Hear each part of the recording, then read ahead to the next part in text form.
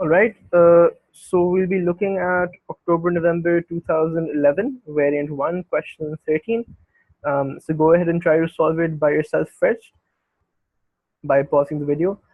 Anyhow, so question 13 says that the table gives information about two countries in 1994 and 2004, and they've given you GNP, and they've given you population, they've given you prices, taking 1994 as your base here.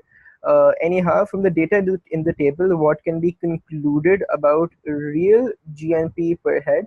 So you have to get real GNP, you have to take into account the effect of inflation, of price changes, and to get real GNP per head, you just take real GNP and you divide it by population, which is also what's given. So, if you one thing we'll be looking at, and one formula we'll be using a lot in this particular question is the formula for percentage change.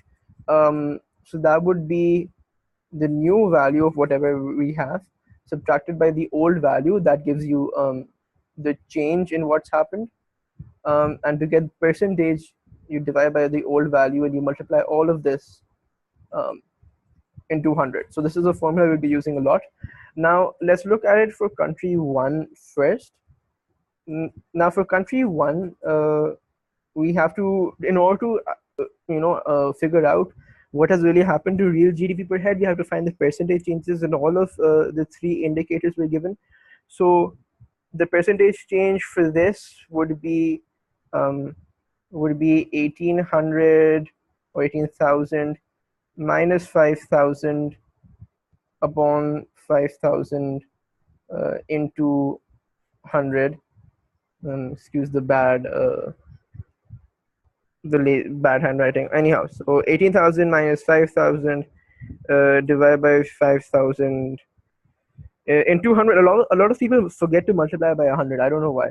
Anyhow, so the percentage change here is 260%, which is kind of shown because, well, if you look at it, it's almost, I mean, it's increasing by like 2-3 times, right? So that should be your approximate.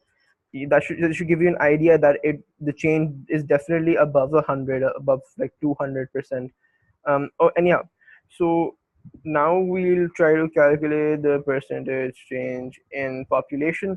So this looks like 10%, to be honest. So that'll simply be 5,500 minus 5,000 divided by 5,000 into 100, which gives you a 10% increase.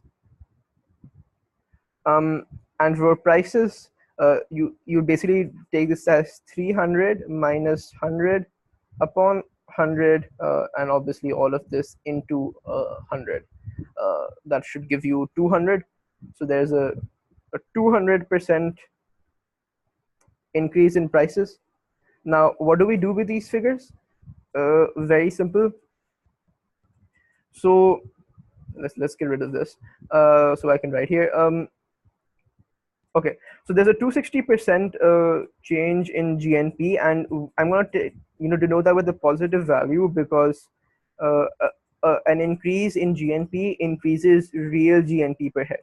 There's a 10% increase in population. However, I'm going to take that by a negative value because an increase in population decreases real GNP per head.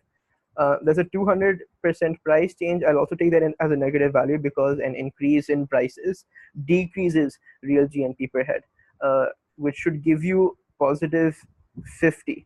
So real GNP, changed by the positive sign basically refers to how it increased. So real GNP increased by 50% for country one, which means you can easily cross out one B. You can cross out D because it rolls in country one. Now we'll go ahead to try to we'll basically do the same thing for country two. So this is kind of clear. I can see it's increasing by 100%. I can see it's increasing by 10%. And I can also see it's increased from 100%. Again, you can just use the formulas if you don't want to do it mentally. Now, if you look here, So I'll take this particular 100% increase in real GNP as a positive value because it contributes, it increases real GNP. I'll subtract 10 because increase in population it decreases GNP. I'll subtract 100 because increase in price level decreases the real GNP. So that gives me an overall value of minus 10%. So I know my real GNP has decreased because of the minus sign by 10%, which means the real GNP has fallen. So that clearly leaves you with A, and then you can cross out C as well, since it clearly hasn't risen in country two, it has fallen in country two, and that basically sums up this particular question.